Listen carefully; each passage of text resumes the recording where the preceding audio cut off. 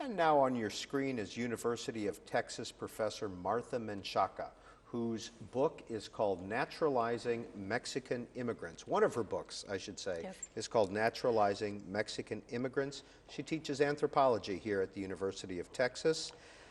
Professor, when were the first large-scale immigration of Mexicans into the United States? When did those occur? Okay, since 1848, when the border was formed, there was always an ongoing movement of Mexican people. But it's not until 1910 that we have really large-scale immigration, basically due to the Mexican Revolution. But even then, it had already started in the late 1890s due to a lot of economic agreements that the U.S. had with Mexico that really impoverished the Mexican people. And when the economy is bad in Mexico, they begin to migrate. And what was the reaction of, and you focus on Texas, what was the reaction in Texas to the large-scale immigration? Well, in the 1910, it was very negative because of the large number of people that came in. Before, it had been a trickle, so as long as they stayed in the San Antonio and South Texas area, they welcomed it. But by 1910, with the Mexican Revolution, they started coming in very large numbers, and therefore it was very negative. There was the women's suffrage, or the suffragettes in particular, were very concerned because of that they feared that the children were going to be going to the schools, and then that's when women get very concerned.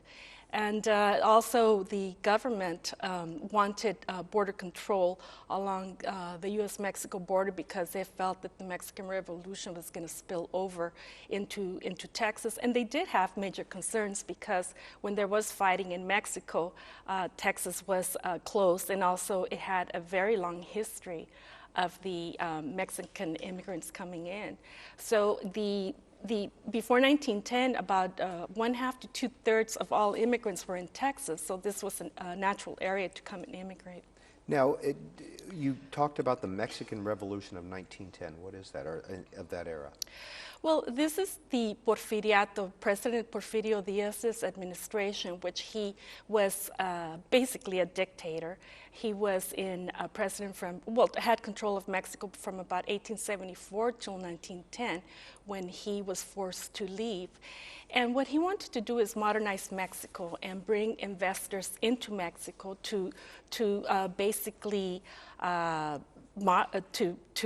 make Mexico more similar to the U.S. and to Europe. So he had good ideas. The problem is that he believed that the best way to bring investors was to do away with labor rights, to give them land grants or so that they would invest, and at the same time ensure that they had a labor force that would not protest. And many Mexican people who just lost their land as a result of this, or did not want to live in this type of society, chose to migrate to the U.S. So that takes place from the 1870s until 1910, when Mexico has its revolution. What was the border like at that time? And I'm thinking about the Rio Grande River, and there's crossings today and some fencing. What was it like back in that time? Was it wide open?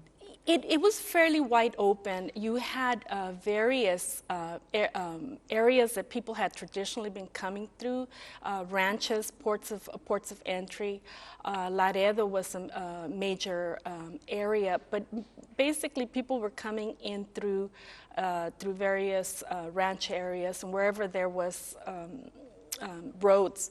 It's not until much later, in 1924, when the U.S. begins to deal with general overall federal reform to deal with immigration from Europe, do they begin now to make the border more professional and establish the Border Patrol and set border agents. But it was very fluid. Now, was the word illegal used back in that time to describe the Mexicans who had come over the border? No, the term illegal really becomes popular after 1965. We have federal reforms of immigration in 1965, and then the Western Hemispheric Act of 1974. And what the U.S. tries to do is regulate world immigration, but the problem in 1965 is that they finally set a limit to the immigration from the Western Hemisphere. Before that, it had been completely open. So you had a long history of allowing and sometimes encouraging Mexican immigration. And in 65, when it's limited, this chain ends. And then in 1974, you basically have a limit of 20,000, which even the Immigration Service stated for Mexico it's unrealistic. So at that point, this is when we really begin with the era of the undocumented.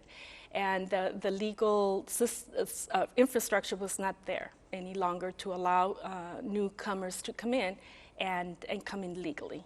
How has the guest worker program been developed and changed over the years, and when did it begin? Okay, well, the program, earlier programs began around 1917, and in the 1920s, but they're small.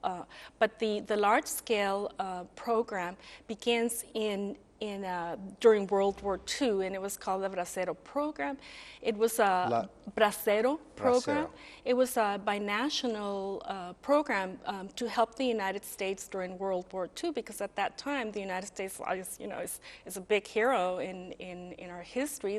They're helping the Allies fight Nazism in Europe, and they have to feed a great number of people. And so a lot of the young men that are taken off to work, that before we're doing labor, or just you have an undersupply of labor of men when they left to Europe. So the United States enacts this labor program to bring workers from Mexico for a temporary period of 6 months. So that's when it begins. The problem that it's not terminated at the end of World War II. It's renewed because large-scale growers want it to continue, and it's not terminated until around 1964. Was there backlash against the Mexican immigrants who were coming into Texas? Were there incidents? In the 1960s? Any time in our history in the last 80 years or so, were there any incidents that stand out? Yes, I would say that the period of the Civil War was a very positive period, and also during Reconstruction, when Mexicans were welcomed more, treated well, they immigrated. It was very easy to naturalize. But in 1897, there is a social movement here in Texas, which is the People's Party movement, or it was a third party, or some people call it the Populist Party, in which some individuals fear that the Mexican American and Mexican immigrant vote was not to their benefit, because Democrats controlled Texas in the 1890s, and therefore the Republicans had very little control. And then the People's Party challenged the Democrats.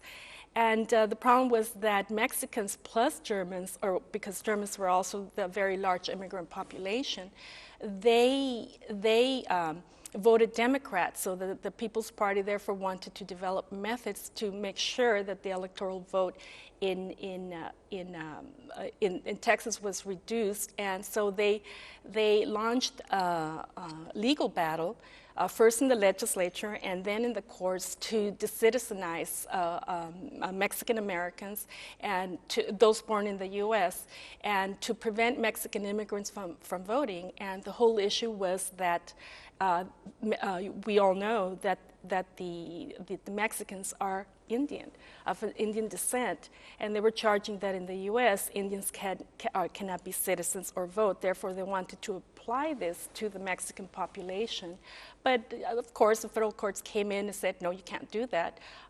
Mexican people may be Indian, but they're detribalized people, and the laws preventing Indians from being citizens or voting, we're dealing with tribal law, not and Mexicans are detribalized people. So the Rodriguez case of 1897 was